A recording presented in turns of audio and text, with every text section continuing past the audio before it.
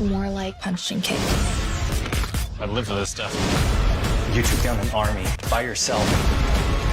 You basically walked on air. It was physics. This is what I meant to do. Kung Fu. Sundays on Choice TV.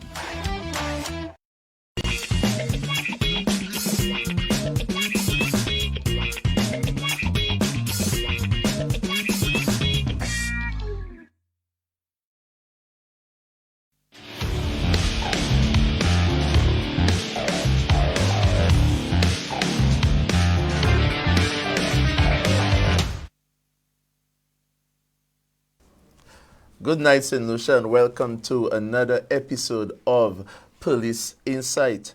I am your host, Sergeant Zachary Hippolyte of the Royal St. Lucia Police Force. We are live on Choice Television, also streaming live on the Choice Television or Choice Media Network Facebook platform. So if you want to see us on Facebook, you just go into your search engine and type Choice TV. I'd like to say good night to our Police Commissioner, Mr. Milton Desir. Good night to our deputies, Mr. Shallery, and also Mrs. Pelius. Good night to you. Our Assistant Commissioners of Police, good night to you. Gazette officers, inspectors, sergeants, corporal, constables, both senior and junior, good night to you. Special police constables, special reserve officers, good night to you. Former police officers, I hope you guys are doing okay. Good night to you. City Police, our brothers and sisters in law enforcement, Bodley Correctional Facility, Fire Service, Port Police, Customs, I'd like to say good night to you all. Okay? So, folks, good night to Mr. Gustav Kidron. Gustav, of course, already logged in on the Facebook chat. Jam Jenny, I'd like to say good night to you guys as our usual police insiders are logging in to join in on this very important show tonight. Because tonight I have with me our chief, the chief executive officer, if you want to call it that way, our esteemed leader, our Commissioner, Mr. Milton Desir. And before we get him officially to start off the show, we have a few shout-outs. You know, as usual, you guys just have to ensure that your names are called out on the show, or else I am in trouble. So, Josiah and Sandra of Lafayette, good night to you. Idella and Antonia's Volney, the Volneys of Deramo, good night to you. Frances Rob, how you doing?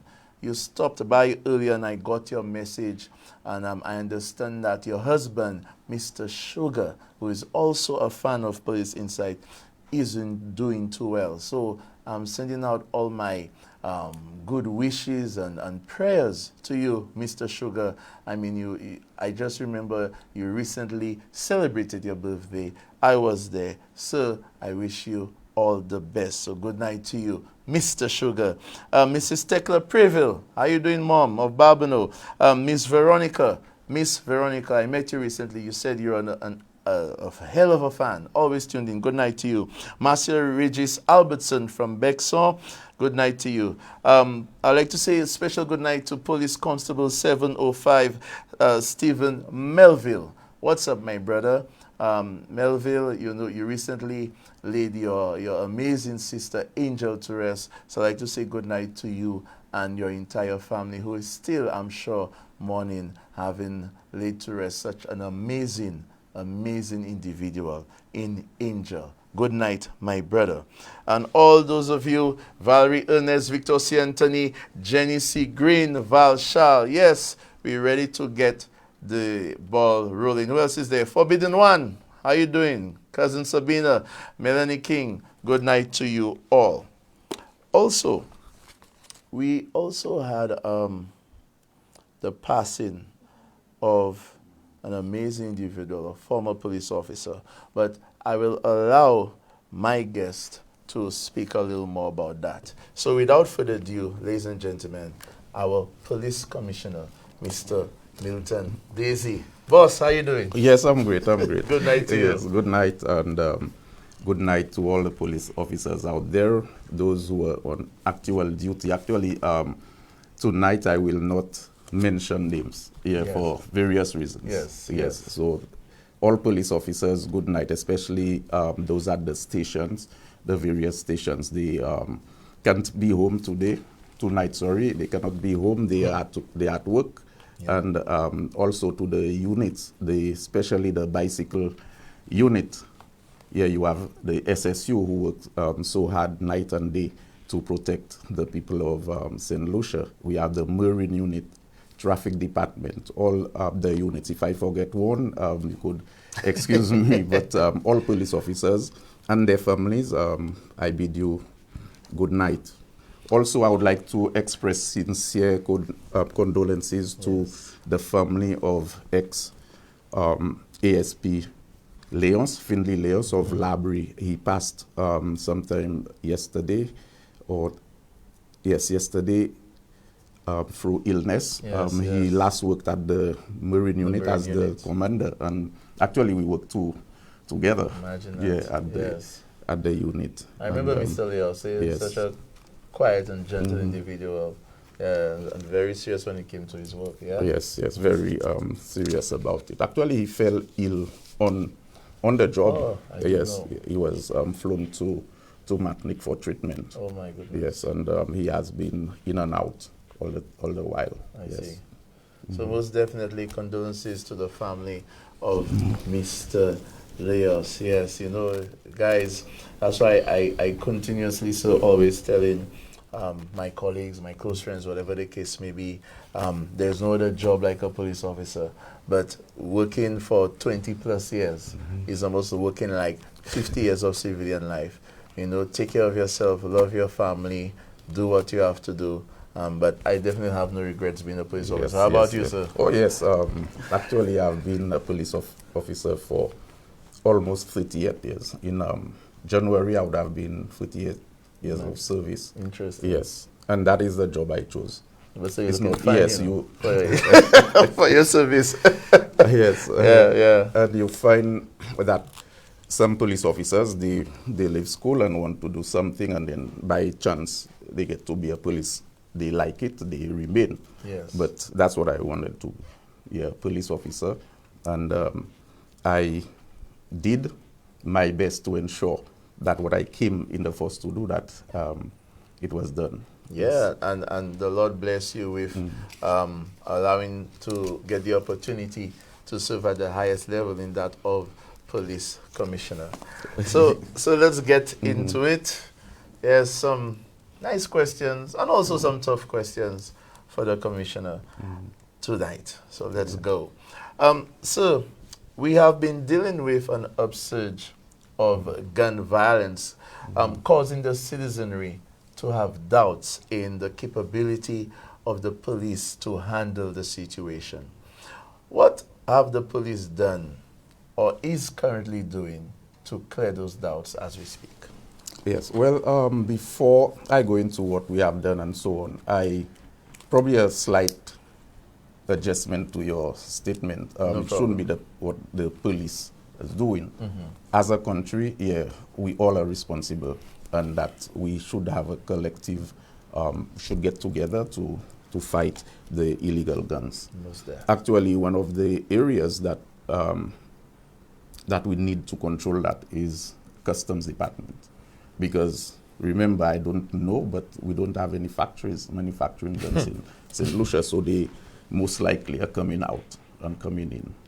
Before, we used to have a few guns coming in through contraband with drugs and so on, but now, and the history has shown that we have intercepted firearms at the ports of entry. So I believe one of the things that we need to do is to have the equipment to detect those firearms, like scanners and so on, so that it do not reach the streets. So that would be the first step, because once you don't have it, you cannot use it, and once you have it, it will be used, and it's only used for one purpose, is to cause serious harm or injury which leads to death. So I believe one of the main things is to control the entry of those firearms into St. Lucia. One of the things that we have done is to be at the persons that we believe have those firearms. So we have intel-driven operations where we believe that the firearms would be. We also have traffic checks. Yes. Where firearms have been found during those traffic checks. Actually, for the record, 128 firearms were recovered last year. And this year so far we had 73. And persons have been charged for the firearms. Some of them have been convicted, others are on remand, and others are in prison for the firearms. So the police is actually... We are working. We are working towards seeing that those firearms are taken off the streets. Yeah. Excellent, excellent. So you mentioned about operations and traffic. There is still this perception, and I heard it just recently, as a matter of fact, on a talk show, that people are of the opinion that, like, the police go to sleep during the night, especially that of traffic. Would you mind dispelling that rumor on the television? Well, that's, as you said, that's a rumor, because police officers, they work late nights and under whatever condition. Yes, it's their duty. They have persons who work during the day, but there are those who work by night. I will admit that the night duties are a little more dangerous than the day duties, but we have to police by night, and that is what we do. We have units that work both day and night. Sometimes you were at a mission and you cannot leave. You have to remain in, so sometimes, and then I must say a big thanks to the families of these police officers, because sometimes you leave your family home around 6 or whatever time, and then you were out there, you return in the morning, and then some persons don't realize how hard some officers work. Some, I must say, you would get rogue officers, you would get rogue individuals in every organization. But I must say that the Royal St. Lucia Police Force has a set of very good police officers. I travel all around the Caribbean and internationally, and you see police officers. We have the commissioners' meetings and so on, and you hear of things. Yes, so nobody wants to paint their staff black, but at the same time, you get to know that St. Lucia has some very good police officers and highly trained officers. Excellent. Recently, some individuals were arrested and charged under the Anti-Gang Legislation Act. Are you satisfied with the provisions of this act, Mr. Commissioner? And what would be your advice to investigators in the usage of such act, given the fact that it's relatively new, actually, in our crime-fighting strategy? Yes. Actually, from what I have seen in the act, I am quite satisfied on the face of it. However, because we had never used it in the past, yes, so you cannot measure whether it has challenges or not. I see. So with that incident that we had where persons were charged under the act, we would await that matter go into court, and then we would see what is the outcome, so you would be able to follow where's the shortfall and so on, and if any amendments has to be made, it would be made, or if the police has certain things to add or to do, that it would be done. But I'm sure Yes. you're very happy that at least we have on record that some individuals have been charged with this act. We know that the anti-gang legislation has been a source of debate among various circles in the country, and especially with what we believe that it could do, it can most definitely cause a disruption, especially, as you said, if it shows that in court you're able to secure conviction, it can definitely cause a disruption in gangs, in your opinion? Yes, actually, you need to secure the conviction, and not just finding the person guilty. I believe that when one is found guilty, especially for being involved or participating in a gang, that they should be penalized for that, because they bring in terror to the country, to individual families of persons that they are involved negatively with. So I believe we have to feel it. And under the Gang Act, I realized that the fines are high. Nice. So I believe that if one is convicted under that, I'm not saying that if there's not sufficient evidence for a conviction that you convict persons, but once there's sufficient evidence, the person is convicted, I believe you need to apply the law to those individuals. So persons would have a choice whether they want to continue like this or not. And again, I believe the aim of law enforcement at that point, especially going under the act, because you could charge under other legislation, but what the Anti-Gang Act does, it gives you more latitude in terms of confiscation of assets and so on, and that is one of the things that I think would actually break down a gang. I see. Because I see. Persons commit crime for profit. So if you have taken away the profit from the crime, it makes no sense. Okay, and that's how businesses break down. Once they are not making profit, you find that they become bankrupt. That's right. So you have to apply the law if we want to see any change in terms of the criminal behavior in the country. Excellent. We are now going to take our very first break. If you have not tuned in, you better. And tell a friend to tell a friend that Place Inside is on. Stay tuned.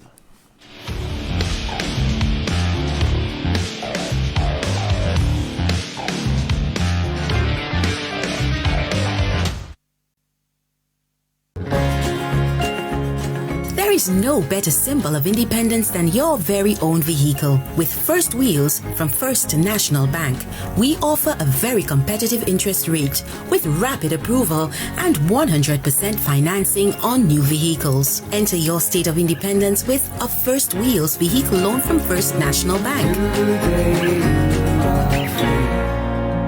First National Bank, here for you. Hassle-free loans for your every need. Cards have you covered, best believe. Cards ready, cash is for everyone. Not to worry, fast approval. Hurry up and come. We got it all, we on the go. Cards ready, cash, you already know. We got it all, we on the go. Cards ready, cash, always ready. When you're ready, let's go. Cards ready, cash, ready when you are.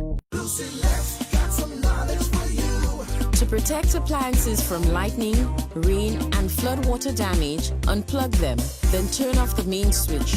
Lightning can produce electrical surges which can damage equipment. Protect your electronics from water damage as well. Make sure you have flashlights, battery-powered radios, and extra fresh batteries available. Be smart, stay safe. It's the power of knowing with Lucy Left. On the surface, gauging the impact of this quaint, small hotel property on the St. Lucian economy may not be so obvious. But the multiplier effect of the recently renovated Green Fig Resort on the Soufriere economy runs much deeper than you think. We have renovated for approximately 3 years, employing a rather large local workforce. From there, we've created 35 full-time jobs. We purchase as many items locally as possible, definitely for our restaurant and bar. We go through local suppliers. We support farmers, we support fishermen, and guests do not remain on our property 24/7 throughout their stay, nor do we want them to. We want our guests to go out, we want them to explore. So guests will go on various taxis to various other destinations as well. Beautiful local restaurants in the town, or perhaps a hotel restaurant nearby. So there's a ripple effect, if you will, from every visit of every guest.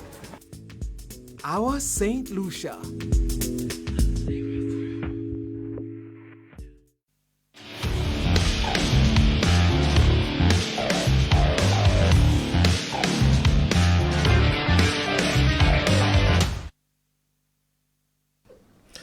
Welcome back to Police Insight. Your host here, Sergeant Zachary Hippolyte, of course, of the Royal St. Lucia Police Force. In studio with me, none other than our esteemed leader, Police Commissioner Milton Desir. And during the break, I was going through the chats. Thank you all those who have sent greetings to the Police Commissioner. And, all comments are welcome as long as it is not disrespectful or degrading. Everyone has the right to their opinion. But keep the chat going. It's lively. Thank you so much, guys, for your support as I continue with this interview, exclusive interview. Mr. Commissioner, just last night it was another homicide. Another young person has lost their life. Can you tell us of some challenges faced by the police in this most definitely apparent war on gun violence in St. Lucia? Yes, to commit crime, persons, they wait for an opportunity, the good opportunity to commit that crime. And by this I mean they would, of course, the subject would be there. They wait for when there's no police around and so on, or persons that could identify them. They would disguise themselves and things like that because they don't want to be caught. So, so that is a challenge. First, you want to commit crime, you go out there and commit crime, you wait, the police is not there. And that's as right. You know, we cannot be everywhere at the same time. Although some don't like to hear that, but that's the truth. Same time. Yes. Okay, we can be, but we would need at least over 180,000 police officers. Because this is so one officer per. Yes. Yeah, per citizen. Per citizen, so yes. You're always there at that time. So there would be times. I must say that resources sometimes it's challenging. It is you have so many things to do. Yes, and the resources are not in abundance. So you find that there would be challenges.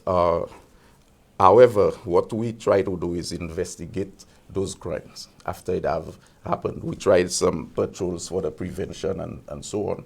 But after it has happened, we have to investigate. Now, in gathering evidence, you could get eyewitnesses, eyewitness evidence, or forensic evidence. Now, we know how it's done in St. Lucia with eyewitnesses, especially to violent crimes. In terms of witnesses coming forward, we too, I thank those persons who come forward and give the evidence. Yes. And I am urging officers, I know that when persons give information, that we usually take a statement and so on, and the person has to say their names. So we require the information. So you could give the information and without identifying your identity. So you call, you give that information to the police. So at least we have something to work from. Then we have the forensic, so we'll collect, you have the scenes of crime officers collecting evidence, which shall be processed and tested. So sometimes in the collection of that evidence, you may find that the evidence, it is lacking in terms of its, I would say, getting the right samples for testing. And one of the reasons being that persons have trampled on the scene. Probably vital evidence that the police can collect have been destroyed. So you have those challenges, and also challenges with storage of that evidence until it is ready to be tested. Right, to be tested by the lab. So all these challenges that are faced when dealing with gun violence and offenses of gun violence. And I just want to inform our viewers that we do have a crime hotline, right, sir? Where individuals could call and give information anonymously. And the number is 452-7463. I repeat, 452-7463. Okay? Just to go ahead. Yes, just to add on this, I know there are certain islands in the Caribbean that persons do not tolerate crime. And if somebody commits crime, everybody is at that individual. Okay, calling the talk shows is at that individual. Who are you to be committing those crimes? But in St. Lucia, it's the opposite. When a crime is committed, everybody is at the back of the police. Like or somebody else. Yeah, also like it's the police that commit the crime. You know, we have to be at those individuals. Persons need to take a stance against crime, and then come down on those persons committing the crime. And I really appreciate you said so, sir, because some time ago, a couple of episodes ago, I did made such a statement, and actually the news media made a little news clip about it. And I'm going to echo what you say. We need to start blaming those who commit crime for crime. Exactly. You know, for some reason, something happens. The police, or the murder, or poverty. Yes, we understand there are different factors, but I believe that we should really start being a nation where, like you said, sir, point the finger at the individuals or the people who commit crime. I definitely agree with you. I'd like to say good night to Mr. Several more sherries on, so I said good night to you. Oh, okay, yeah, good night. Actually, yes. I know that he's retired. I took over, but we would still remain friends because we were friends from school. So it's not like we met in the force. Yes, we were friends. We worked on the same shift. We joined the force the same day, and so on. Now, we worked at Marine Unit. Yes, so I don't know if there's anybody at the Marine Unit that would follow the footsteps, because it was Mr. Moshiri, myself, and so on in becoming commissioner. Yes, so. Interesting. And was there a homicide today? Yes, actually in Forestier. In Forestier. Yes, there was a homicide where it resulted where persons they robbed as a robbery. You mean you're talking about Ms. Lindell Gustav? Or there was another one? No, there was another one. Okay. Yeah, that's, I think last night. Okay, excellent. All right, sir. Some citizens have advocated for police officers to be equipped with body cameras. What say you? Yes, I believe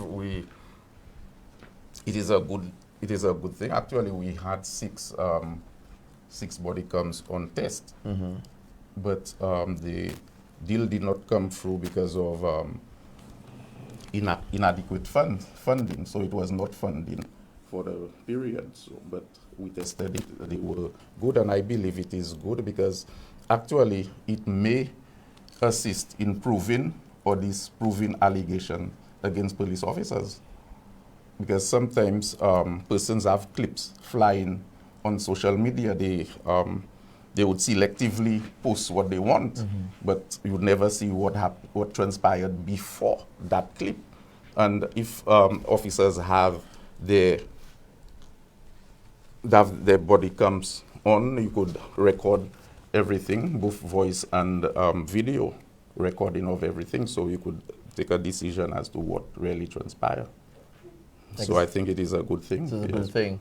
Have you have any idea in terms of the financial implication, by any chance, of body cams? Are they that affordable? I guess they would not be affordable.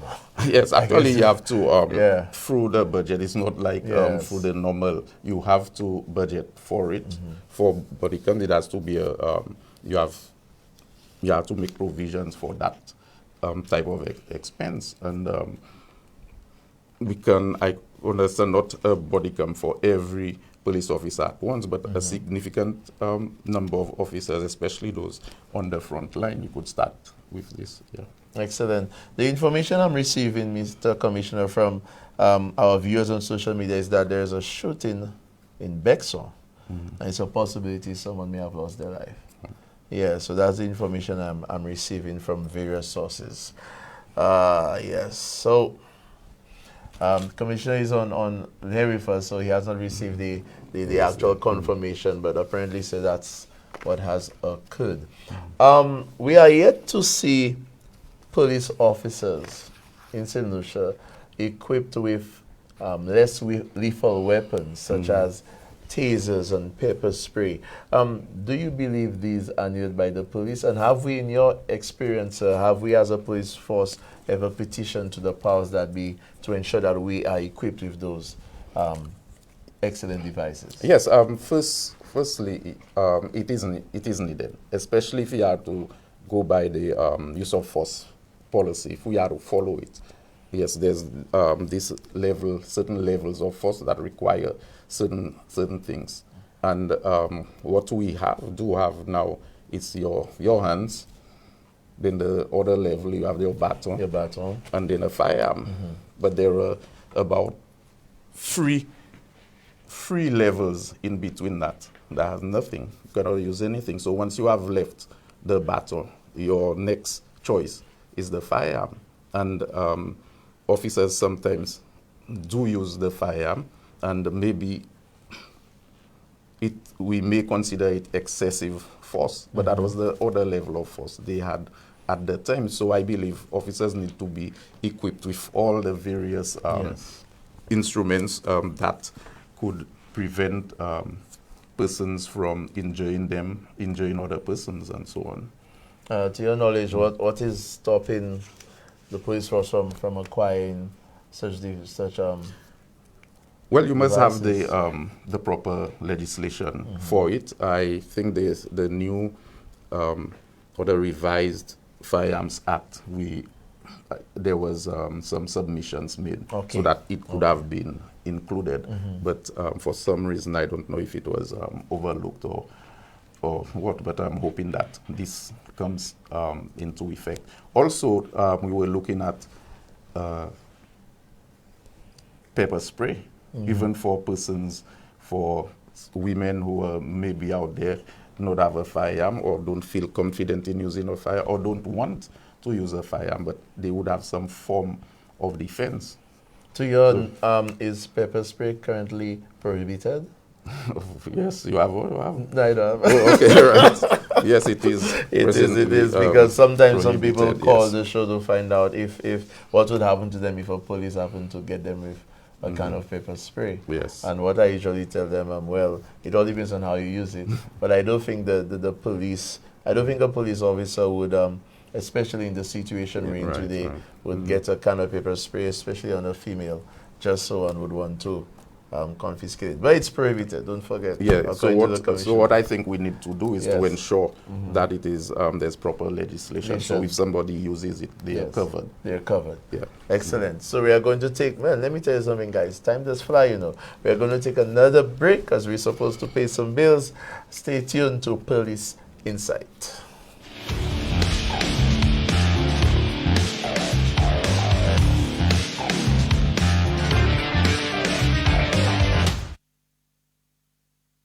I've always wanted to get a lot more from my credit card.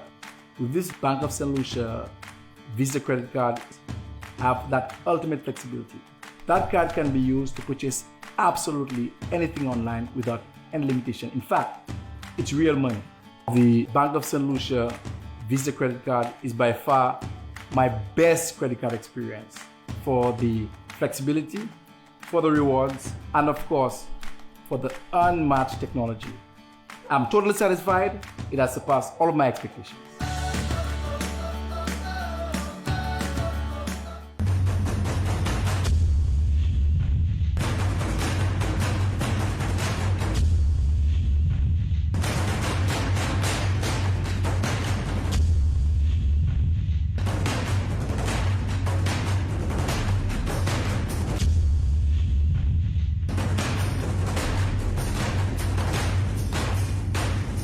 We supply the most effective industrial electrical products on island. J.H. Latches Electrics, your effective connection. They say that when it hits you, it hits you. A feeling so strong that it's impossible not to give in to a juicy piece of KFC. To feel elevated by the aroma and to free fall into its exciting flavor. Some call it love, attraction, desire. We call it KFC. Ignite your senses with KFC. www.shopmassystoresSLU.com. It's Massy Stores online supermarket where you shop and pay for your groceries online. Try today and get a chance to win free delivery on your next 4 orders. It's simple and convenient. Choose delivery to your doorstep with quick delivery or collect curbside, which is absolutely free. Massy Stores online supermarket. Shop now.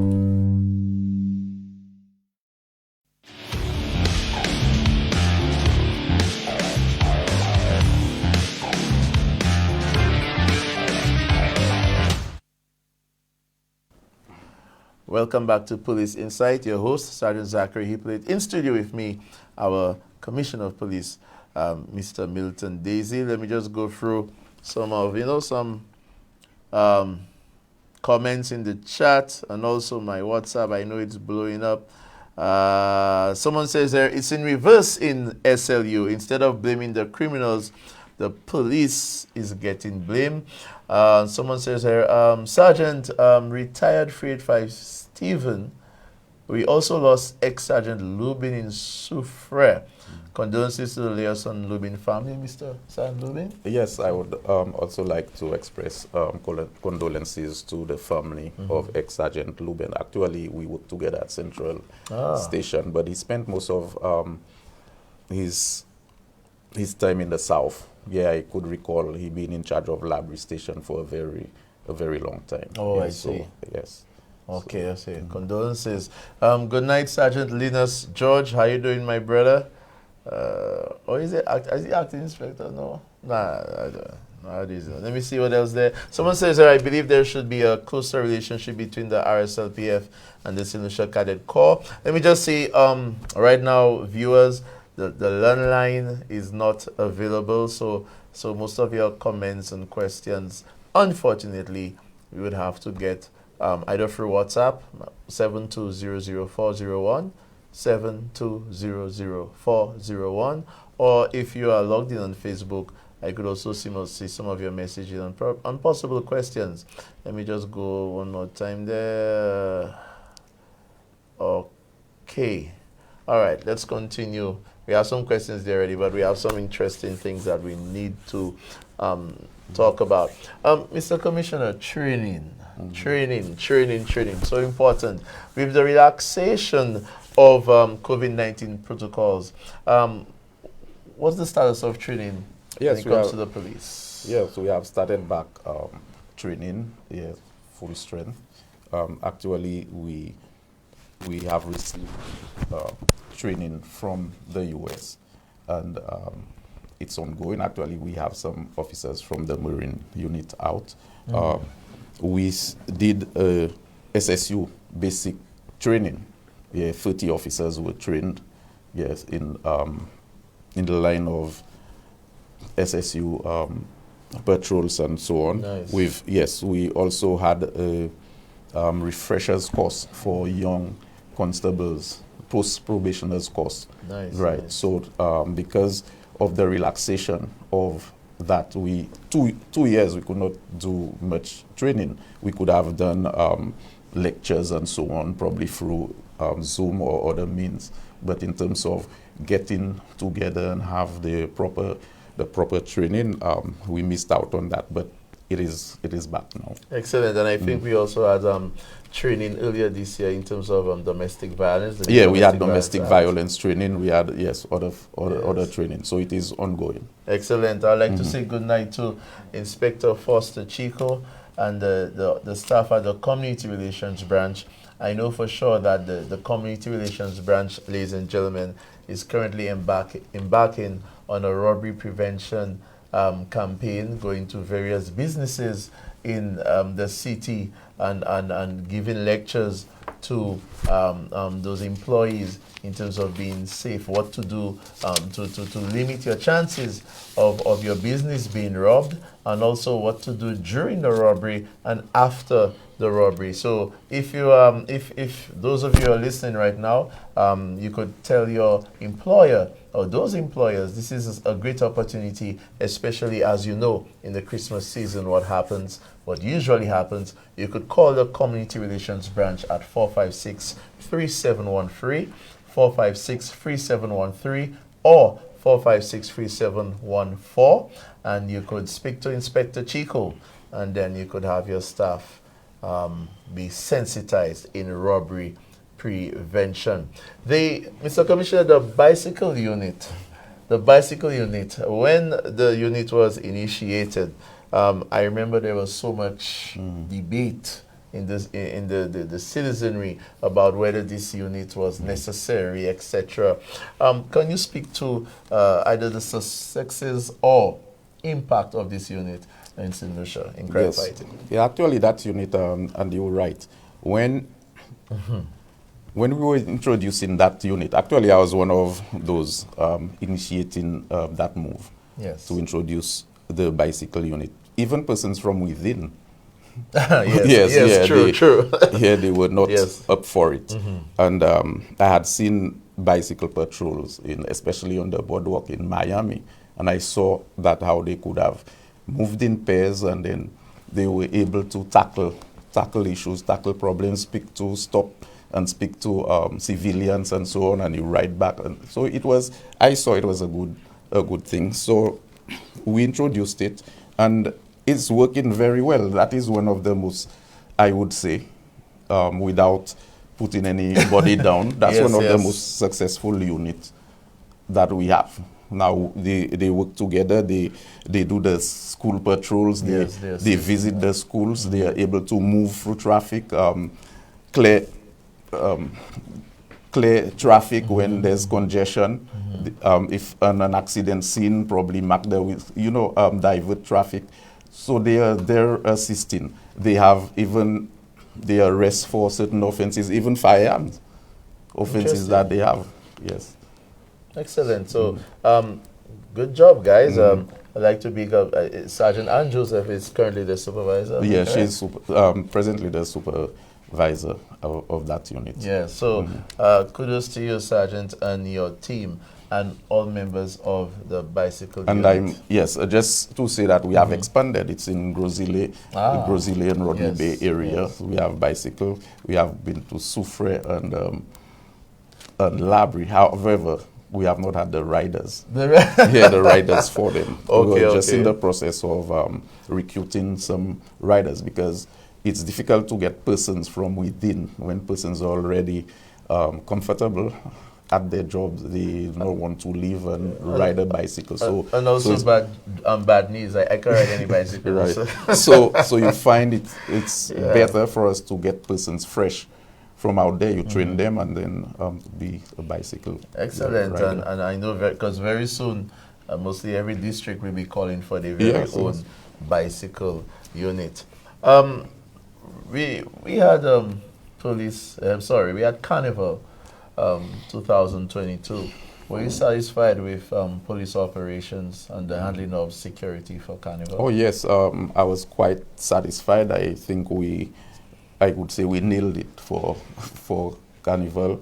And all this success, I would attribute it to the patrons, the persons who came by, the behavior. They came to do what they wanted to do, that is to watch Carnival, and also the revelers themselves. We had very few incidents, no major incident as a result, and also I must thank the police who came out, especially those who were on vacation, because we called in persons who were on vacation to supplement the persons that we have, and we did a great job during Carnival. Excellent. The Christmas season is upon us, and I'm sure,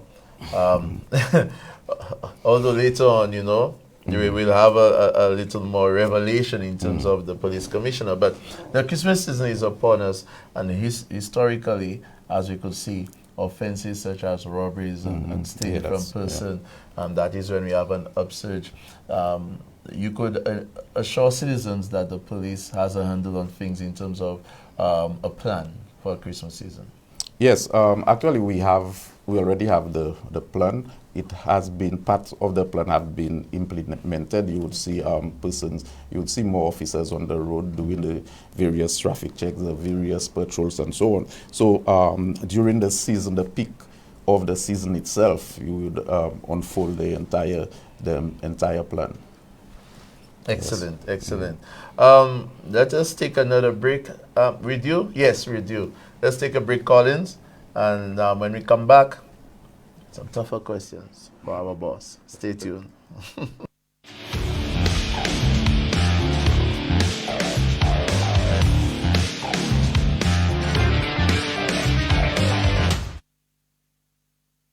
Get your clothes sparkling clean with whiter whites and brighter colors. Use Joby antibacterial washing powder. Ultra concentrated formula gives more washes with brightening factors added to keep your clothes looking new. And with the added organic fabric softener, your clothes will be soft and fluffy. Joby antibacterial washing powder is also effective in stain removal for cleaner, brighter, softer clothes with the sweet scent of early spring morning. Use Joby antibacterial washing powder. My family, my love, my Joby. Available at supermarkets island-wide. For orders, call 455-3076.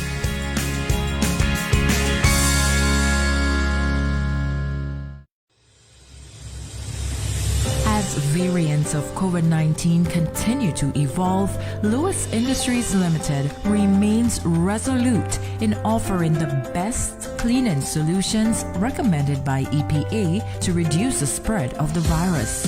Our disinfectants, EnviroCare and Conquer Byram, which are highly recommended to sanitize, disinfect, and deep clean surroundings, will ensure you operate in a safe and healthy environment. With over 3 decades of experience in cleaning and consultancy services, we guarantee you trusted products and quality service. Call us at 450-4060. Follow us on Facebook, Instagram, or our website at www.lewisindustrieslimited.com.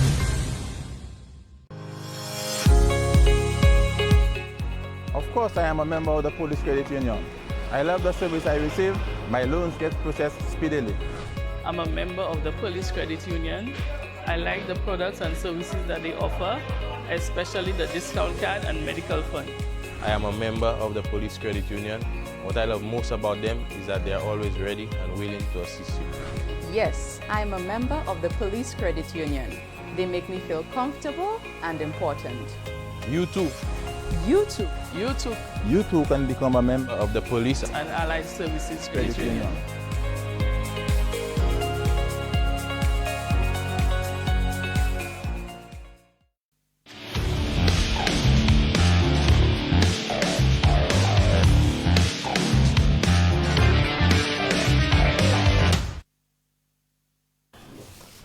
Okay, welcome back to Police Insight. Your host there, Sergeant Zachary Hippolyte, in studio, Police Commissioner Milton Desir.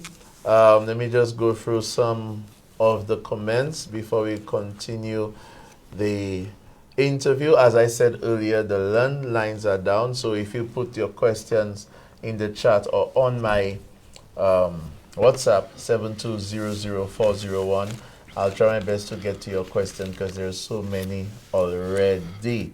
All right, someone says that there are not even sufficient batons, and the criminals really care about the levels of force. No matter what the police use, they will claim police brutality. Someone says here, bonjour, bonsoir to you, Mr. Top COP, Commissioner Desir and Zachary Hippolyte. This one is a good question. I'll leave it for later. Okay, someone is asking for my number to be displayed. I think that's done already.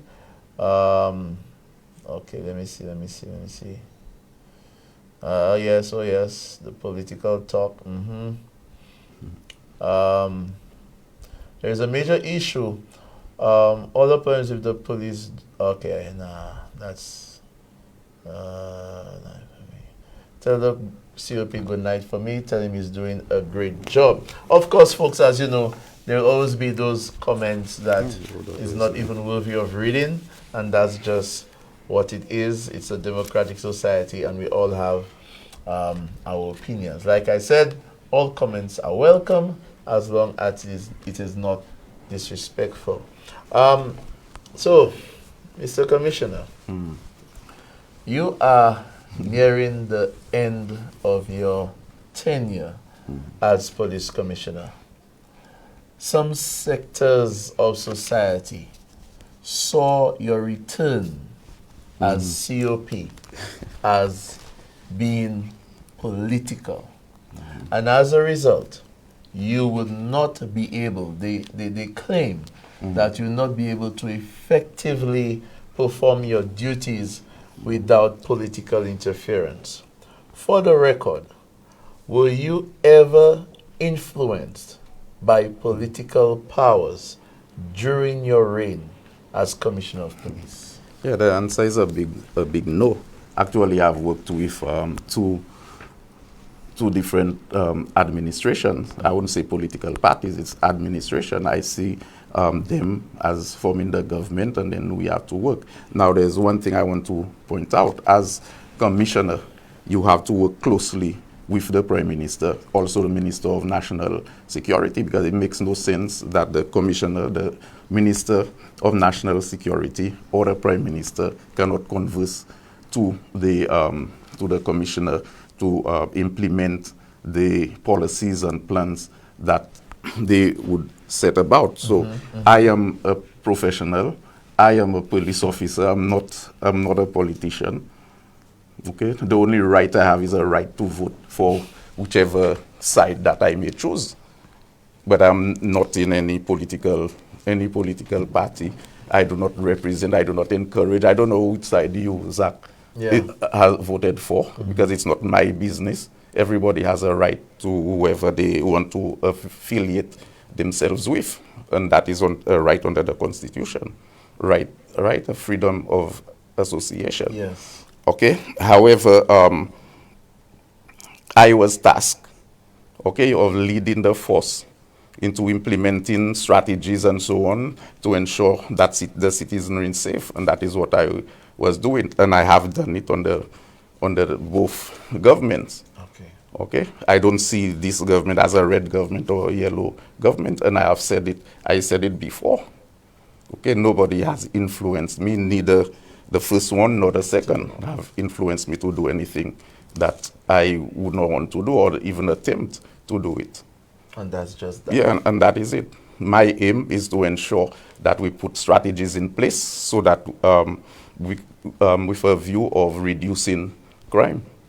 Do you believe that in the police force itself that there are members who may allow themselves to be politically influenced? Or have you ever received such reports from citizens believing that police officers have acted in a manner that that is surrounding some form of political interference? Yes, you receive the reports. Whether it is true or not, I'm not sure, but you always receive the reports. And I believe the last general elections, when there was a change of administration, there were certain persons who believed that it was their turn. Understand? I understand. Yes, it was their turn. So these persons, you would feel that they were affiliated in any way, in some way to that party. But as I said, I cannot confirm that. I cannot say it is any particular individual. But I know for myself, okay, I am a police officer, and there's a job to do. I'm given my job description, and then I will perform my duties. Excellent, sir. A question was posted in the chat, and I think it's a good follow-up question. This individual is asking, what is the status of the succession plan on who or how are you being succeeded? Does the Commissioner of Police have any involvement in the process of succession when it comes to his office? Yes, actually the Commissioner of Police is supposed to have involvement, especially in developing the succession plan and so on. Not just putting it on paper, but how and then practicing practicing it. The training that would be required for a particular officer to be at a particular post, because we have training, whether it is a particular degree to send, but you would appreciate that for my 2 years as commissioner, that was 2 years of COVID, right? And there was no training during that period, so persons could not. There are certain courses for design for law enforcement that you would need to undertake to be at certain levels. So persons could not have done those courses, but persons were identified. Excellent. Okay, so what would you say was your greatest success as police commissioner? I believe that, and I must say, working with the command center during COVID, yes, it was both a challenge and a success. Because we went there, nobody knew what COVID was all about, right? We did not understand, well, when I say we, the Ministry of Health probably did not even understand what we were getting into. So we had to take our cue from Ministry of Health, whatever they decide in terms of the protocols, that we, the police, were mandated to enforce it, and enforcing it was a challenge. But I can say that especially at the beginning, we were very successful because the numbers were down. It took a very long time for us to record the first death when all other places were recording the deaths and numbers being high. So I believe that was one of the successes. In terms of now that you mentioned the COVID warden, that time of our period where COVID was a new thing and we really didn't know exactly what we were dealing with. In terms of the COVID warden program, Mr. Commissioner, it was heavily criticized by some sectors of society. Were you satisfied with that program, or could we have done better with it? I was satisfied with the program, knowing where those persons came from. We needed help to ensure that persons adhere to laws and so on. We had officers who were falling sick. Yes. And again, sometimes you have to quarantine an entire station, so we have to share resources. We had to get persons to assist us. We knew that they would not be as effective as an officer, but where are you getting officers from? So we had to start somewhere. They got some in-house training. They worked alongside the senior officers, and they developed. Right now, they are some of the best special constables that we have because of the training that they have received. So we had to start somewhere, and I believe they were great at the time. We're still speaking about successes, Mr. Commissioner. I believe there was one probably you forgot to mention. No, I didn't. I gave one and then you... you still have more? Yes. Please continue, because I was saying, don't tell me that's all. Successes. Okay, all right. I believe the institutional strengthening of the force, we were able to successfully work with the U.S. so that we get back the resources that we will be seeing under training. It did not just, U.S. did not just stay and say, okay, look, St. Lucia, we will you back so long. Yes. Right? So it took a lot, and I believe that this was one of my greatest success. You know? Yes. We had to get back some of the training, especially for the officers, and resources for the Marine unit in particular. Because the Marine took a serious... Yeah, the Marine took a serious blow. And in fact, during COVID, we saw it. Engines were going down because of the number of hours out at sea. And then we had to replace those engines. So I believe getting back that assistance, was a very most great, definitely. Yes. Okay. Another one is recognizing the work that police officers have done. it's all well and good to send persons out there, and not just the police. You send persons out there to work, they come back, you happy, work done.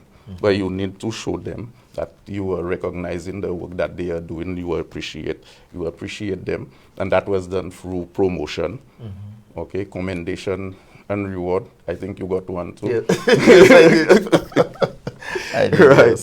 Yes. And also in this, there are also sanctions for indiscipline. Yes. Yeah, which I think that I applied to.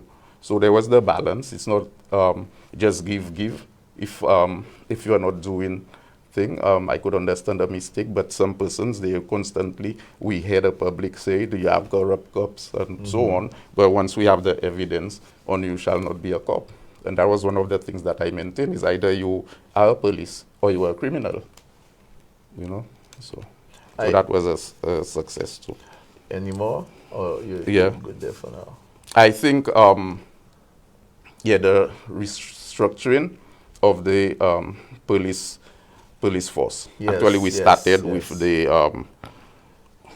heads, the executive and the heads of department, where persons would be responsible for geographic areas. So unlike before, where you had an officer in charge of crime, where he has to be in all parts of St. Lucia when a crime occurs, but there would be an officer in charge of that station. So you find that some persons either did not apply themselves, because we know major crimes will come and take care of it, so we don't care, but an ACP is responsible for a division. That's right. And that is his division in all aspects, whether it is crime, whether it is immigration, whatever issue that is in that division, that is his responsibility. So you find that it improved communication, because sometimes, say, the commissioner is waiting for somebody to call or WhatsApp that X is happening. The officer in charge of youth might feel the officer in charge of crime should be the one reporting, because crime is taking care of it. But now, no, you are responsible. Every officer is responsible for his area, and I think that has worked a lot. Mr. Commissioner, you held a commissioner's parade earlier this year, and there was some elevation of some police officers. It was noted that you were very emotional. What did that moment mean to you? And isn't that a success in your opinion? Yes, actually, yes, I had it down, the promotion. Yes, I see it as a success, because at that promotion, despite how some persons may feel, and you will find that persons who are not promoted would be disappointed and believe that they were overlooked, or the commissioner has something against them, or the commissioner promoted his friend. But what I realized, there were some senior police officers who were hardworking. They have worked through their lives and had not jumped from one grade to the other. Okay, so I believe that these officers and commissioners after commissioners, I think, they did not promote those officers, but I saw it fitting to promote these officers. Some persons may say that these officers did not have five CXCs, but those with 8 are not producing the work that those with the 4 and 3 are producing. So I had to recognize these people for their hard work. Yes. Excellent. We're going to take another break. Most definitely could have felt the passion in the commissioner's voice in answering that question. When we return, I'll ask him about what do you think were his challenges or greatest challenge during his tenure. Stay tuned to Police Insights.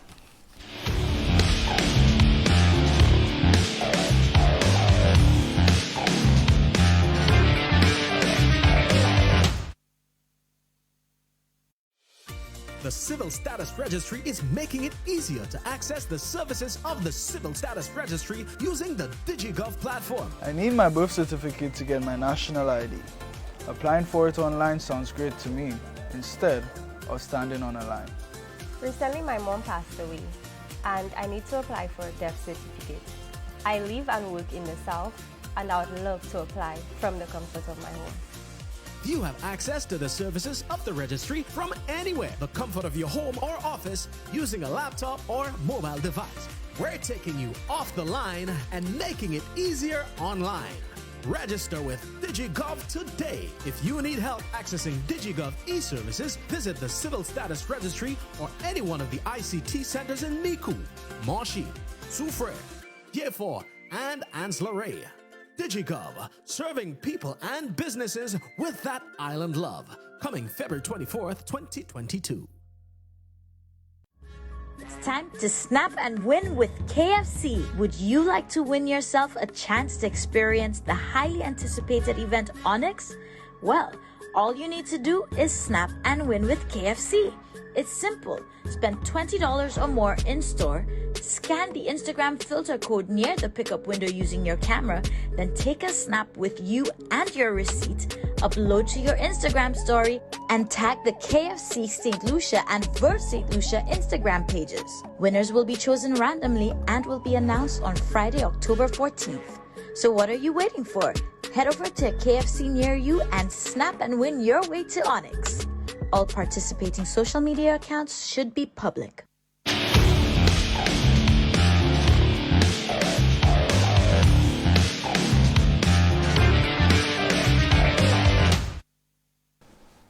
Welcome back to Police Insight. Your host there, Sergeant Zachary Hippolyte. In studio with me, of course, our Police Commissioner. Let me just go through some of the chat once again. And I do apologize also for the landline once again not being available. You could go to our Facebook chat on Choice TV, or you could WhatsApp me if you have any messages. I have not been checking the messages. Sorry, people. Let me just check my WhatsApp. Let me see. First of all.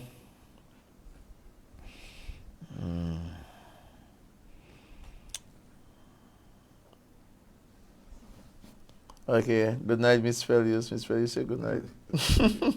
Corporal Dashville, good night to you, my brother. Corporal Alphonse.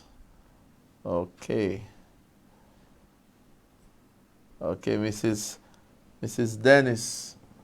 How you? Good night to you. Let's see. Someone says there, COP Milton Desir have done a wonderful job as the COP. Just hope that whoever comes after him can do a better job so the morale of the RSLPF can be strengthened. Good night to you, Vavan Pascal. Is it time for male police officers to have dreadlocks, especially when the police oath claims to execute duties without fear, favor, or prejudice? Mr. Commissioner, before I continue my line of questioning, would you mind giving your opinion on this one? Yes.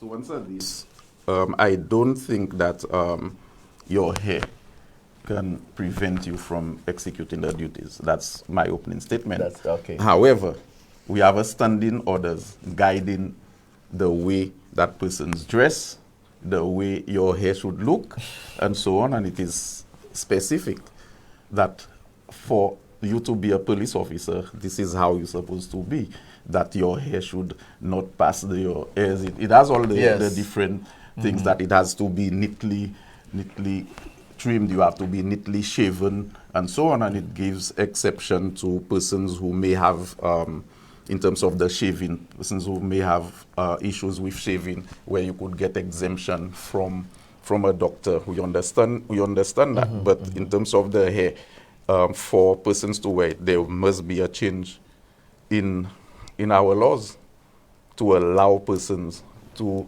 have their hair as they want, but it dictates how your hair should be as a police officer. So that is. I put you in the spot, Commissioner. You would support a change in the standing orders?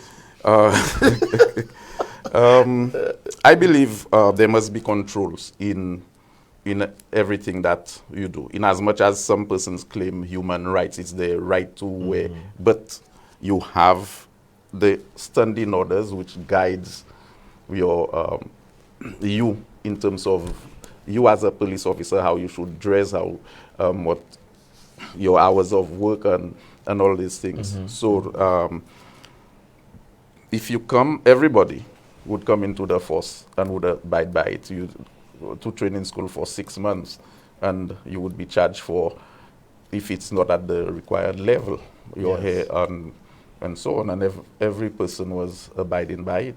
But And what we want our viewers to understand is also our female officers. The standing order speaks to the way our females should be presented. Be presented. Yes, it's presentation, because even with plainclothes officers, they have guidelines as to how you should dress in plain clothes. That's true. Okay. Yes. Yeah, because somebody should be able to, someone who requires assistance in the public should be able to differentiate a police officer from another one in a crowd. By the way they keep themselves, by the way you keep yourself, and so on. Yeah. So all these, I believe in the wisdom of the persons who designed these things. These are the things that they were looking at.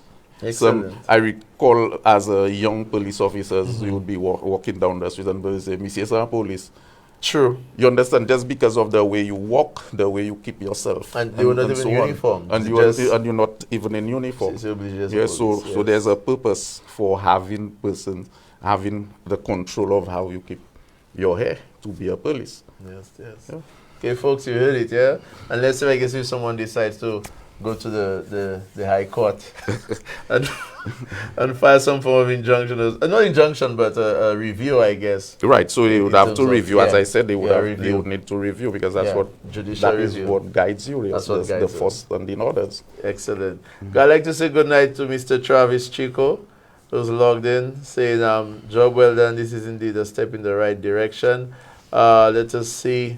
Someone says here, there are certain requirements when wearing the uniform. The form of hairstyle is one, yes, and jewelry, etc. You have given your men your word, and any man who bonds himself by his word is a real man. That is another comment here. Let's see. Someone says jewelry.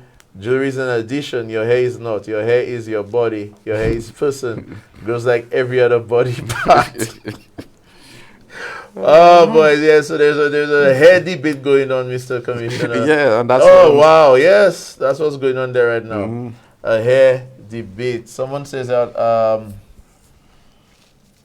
Someone says, Mr. Commissioner, go enjoy your retirement, so you deserve it. You are the best. I don't think St. Lucia can ever have a commissioner like you again. Job well done and blessings. That comment is coming from a viewer. Yeah, thanks.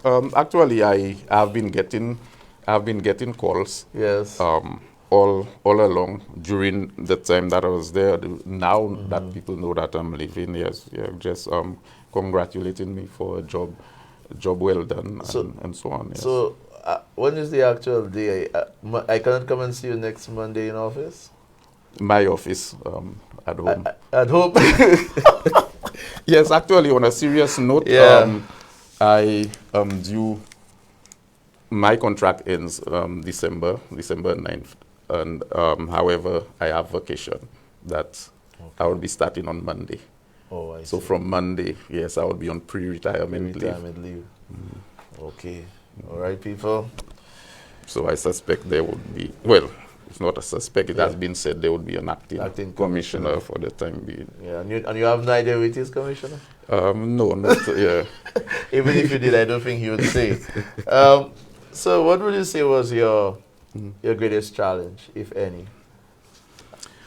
Yes, I think my greatest, I mentioned it a bit a while ago, leading the force with limited resources during COVID. Yes, and I'm not, when I say limited resources, I'm saying that the first limited, especially the human resources. Yes. I could recall once when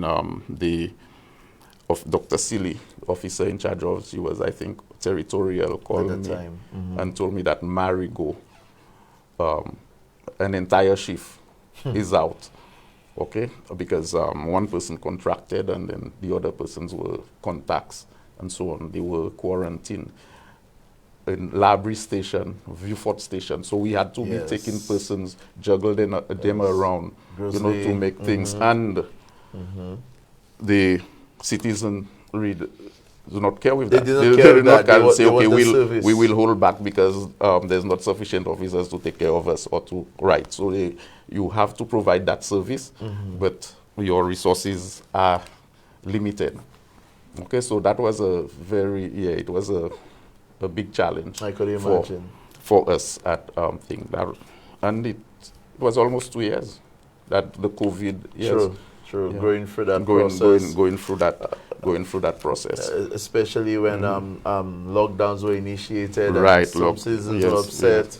And you still had to do. You had to do. But you just even a lot in over three, you know. Yes. So yes. Yeah. Okay. Excellent. What would be your advice to the incoming, whether it's acting, confirmed police commissioner? Yes. First, I would say to him, he would need to lead the force in a way that he would earn respect, both from the members of the force and the public. You need to lead in such a way. And it's not by coming here and think you could demand respect from anybody. You would be at zero. You have to humble yourself. In as much as this is a post, really you are the commissioner. Yes, but you have to come down to the roots. You come down to the roots, both from within and on the outside. That is one of the ways that you would earn respect from persons. Don't be a big bully. Okay? Another thing is we know that the commissioner's office, and I could tell him or her that the commissioner's office is a place that has work. But we must also give time to some of the persons who may face challenges. Okay, sometimes I would tell the secretary, wow, today I cannot see anybody. But you said, so I noticed, there's an officer there and then his face not looking well, you know. I said, okay, let him in. Let me hear. Sometimes it is an issue that the person just needs to speak to somebody that they confide in, and then it's okay. So you have to give and take. You need to get down to the level of those people at some point in time. That does not mean you cannot be stern. Yes. Right. Yes. But you have to. So that is one of the things that you have to do. Go ahead. And you need to, by doing all these things, it builds up the trust in, persons can trust you. And you have to be, sometimes you have to, not sometimes, you have to be a truthful person. If you cannot do something, I cannot do it. But don't tell the individual, I will do it in 2 days, and 6 days has passed, and you have not done it. You need to get in touch with that individual so the person understands that. So this is one of the things. You have to communicate what persons need on a need-to-know basis, really, both from within and on the outside. Yes, it's not like we are operating and in silos. Nobody knows what's going on. But however, you have to ensure that what goes out there is what persons need to know. You don't tell them more than they need to know, because they too can create more problems by getting certain information. Resources are limited, right? So I believe the commissioner needs to know that. So he has to make proper use of the resources that's available to him, both the human and the physical resource. You have to ensure that persons are placed in areas where you could maximize their potential, right? Sometimes someone might say, okay, I need a transfer, I want to go to traffic. but in traffic is not the right individual for traffic. So you have to be open to saying that although the commissioner would not be the one effecting that transfer, but guidance has to be provided for the heads of department in that regard. You must encourage teamwork. Okay, you must encourage teamwork. No man is an island. No man stands alone. You must work as a team. And you must push everybody in that team equally. Because it makes no sense you have 6 persons on a team. You are pushing 3 or 4, but the other 2 are not being pushed. So what you would find is that you had 4 strong ones, 2 weak ones, but a team is as strong as its weakest link. That's right. Right? So the entire team now is a weak team. You understand? Yes. So I believe the new commissioner need to bear that in mind. Right? And in managing the resources, one of the things you need to set priorities. Priorities. Yeah, you need to set priorities because you will not have all the resources that you have, and it makes no sense complaining every day to government, because we too should know what government can afford and what they cannot afford, right? It's true you would say, okay, I need X, Y, and Z to do the work that I have. You have not gotten it this week, next week you didn't get it, but you understand, you hear in the reports and so on that government has to supply all ministries and so on. So whatever you have to make use of it and show government that with the limited resources that you have, you can produce X, Y, and Z. That would encourage them to give you more. You understand? Mr. Commissioner, you in giving your advice to the incoming police commissioner, I noticed that, and that's okay because that's what we normally do, mention in terms of a he. Do you think we are ready for a female commissioner, or do you believe that that's something you'd like to see one day? Even if I may not like to see it, it may be something that would happen. Right now, for example, in executive, we have two females in executive, and any member of the executive can be the commissioner. Yes. Yeah, we have 2. We have Dr. Seeley, we have Mrs. Bellius. Yes, Mrs. Bellius. So any female could be. Usually, when we speak of police, we usually use the masculine part, the he. Yeah, but any person can be the commissioner, and we might be surprised to see that a female commissioner leads the force better than a male. I just want to stay on that just for a little bit more, because most times we do mention a lot, in terms of, and even the society, when you think of the police, we look at the policeman. Are you satisfied, sir, with the quality of police women that our organization have been able to grow in nature, in terms of different areas, whether it's traffic, in crime, etc.? What do you think about Yes, police women? I believe that the women who set out themselves to excel, they do excel. And then sometimes they are serious, they know what they want, they know what they're about, they are not distracted as easily as the men, right? So you find that sometimes a policewoman sometimes can be a better leader than a policeman. Okay, I think the women look more into detail than a man is more vai, right? So you find they would get it right most of the time, more than the man would get it right. Okay, yes. Excellent. Let me just check, as the time is winding down, ladies and gentlemen. Let me see if I could get some questions here. All right, I have a question here, Commissioner. The COVID-19 Act having expired after its 2 years of existence, and the fact that the all clear has not been officially announced, can the COP speak to any plans or policies that may be in place as far as COVID-19 is concerned? I don't know if you understand that question. Yeah, I think I know where the person is coming from. However, what I would suggest is there are certain areas or certain places that persons need to wear masks. Yeah, so I would suggest that you wear the mask for your own health and the health of other persons.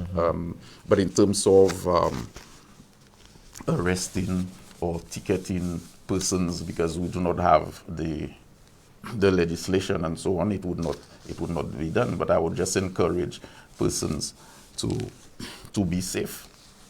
Exactly. And and in fact most of the most of these those protocols were relieved already.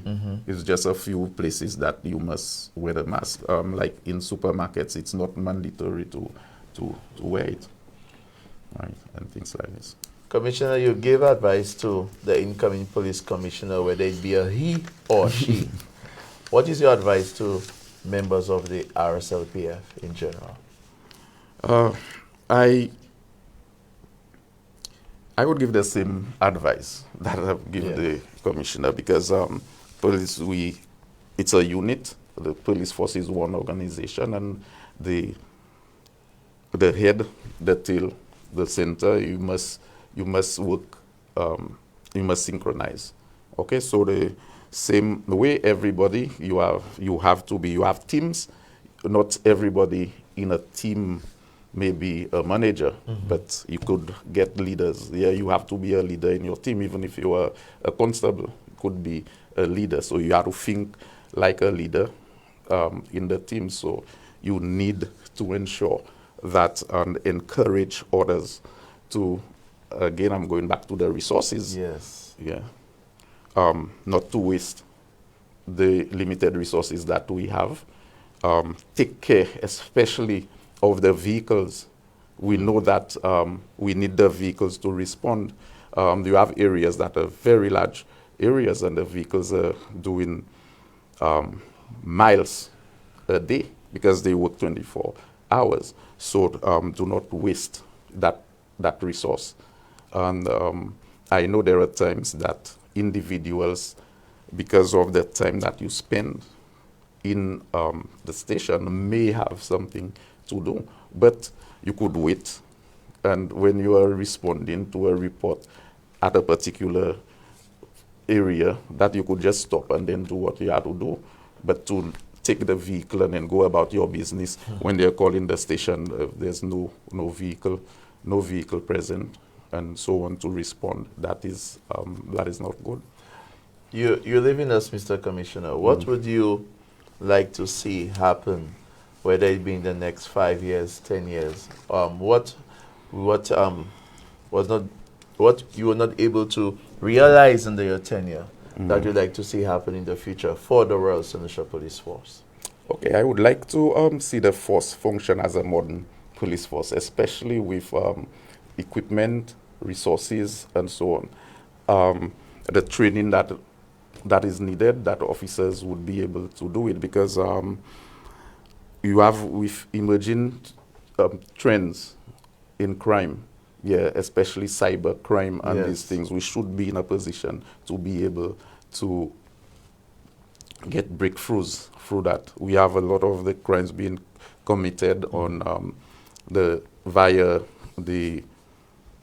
whether it be in Facebook and so on. We should be in a position to patrol those platforms and identify individuals committing crimes, because a lot of crimes have been committed.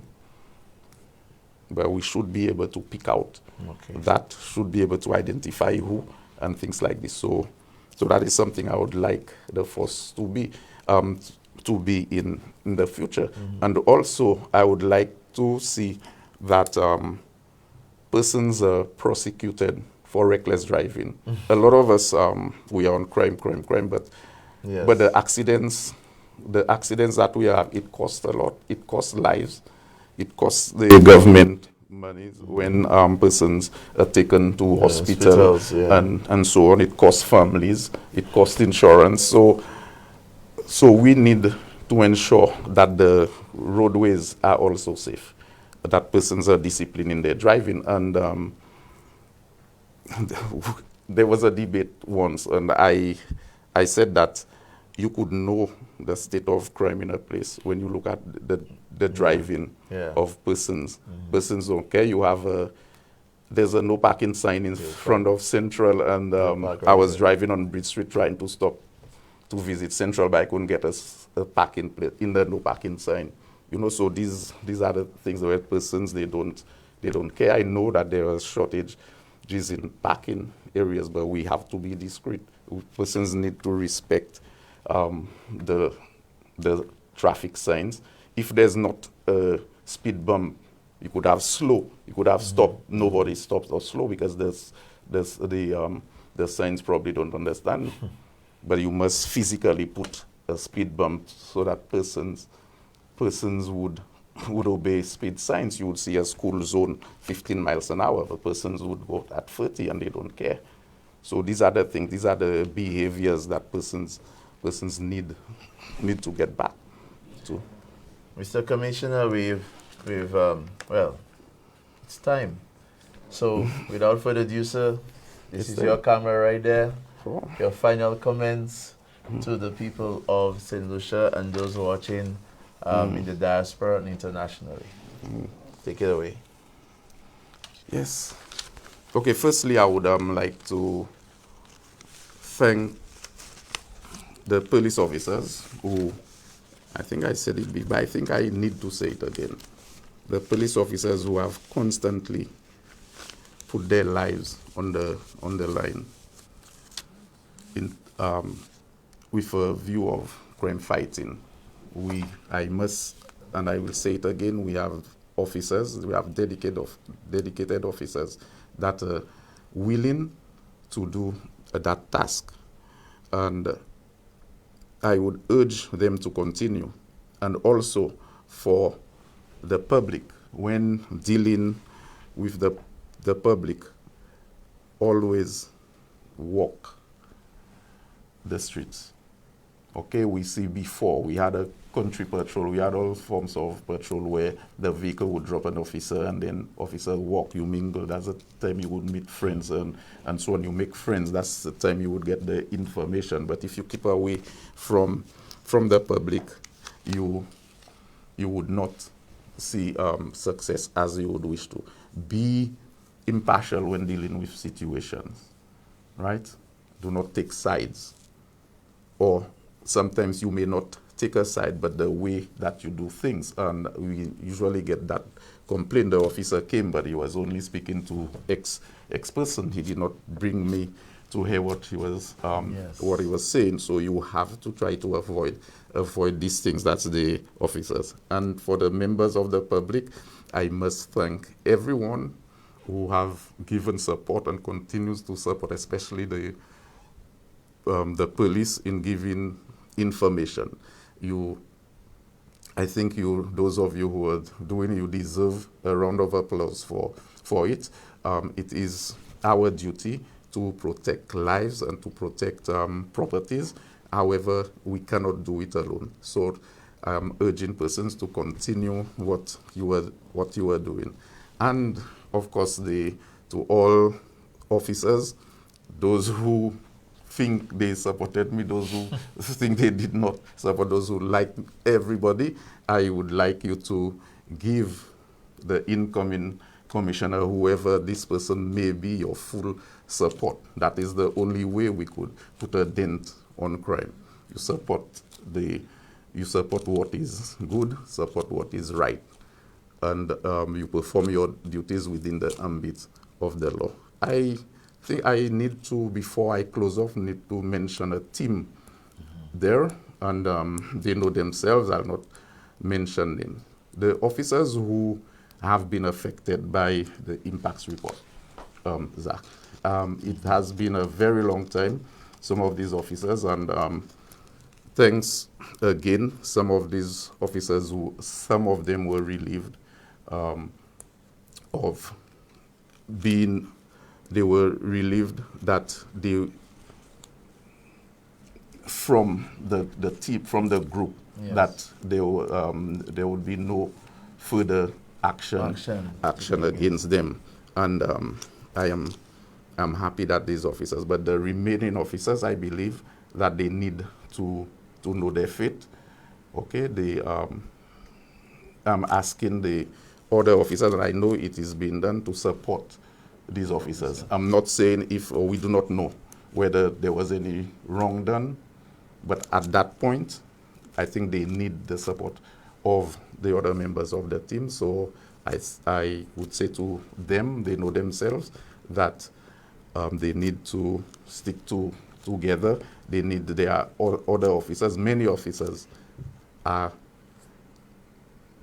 they are giving support to you, and even if they may not want to do it openly, I know that officers were speaking to me and tell me how hurting they themselves were, even if it was not them. Okay. Yes, so I'm just hoping that it is, I will not be there, but it is over with as the soonest. That's it, Commissioner. All right, yes. Thank you so much, Mr. Commissioner. Just one more thing. My daughter Desiree, she's out. I know. I don't know if she's watching me, but I would just like to let her know, because this afternoon she was in tears. She said, I have known you all my life, and I've known you as a police officer. Then yes, you know, so yes, she became a little emotional that I was retiring from the force. Yes. Okay. And of course, thanks my entire family for the support. Without the support, I could not have done it without their support. My wife, support me all the time. Yes. Okay. Yes. Thank you, Mr. Commissioner. Thank you, sir, for your leadership, for the tenure, for your support of myself, my unit, my show, my career. You will definitely be missed, sir, and I wish you all the best. Yes, so I'll be around. I know you will. So people, thank you so much. Thank you, Collins, for the extra time. We've gone at least 7 minutes past closing time. There's nothing much more to say again. See you guys, I think next Thursday. Well, for me, hosting the show would be the last, because I'm proceeding on vacation leave. Hopefully someone else will be there to host until I return. But thank you all those who commented on the Facebook platform and on the WhatsApp texting platform. Have a good night and stay safe. Bye.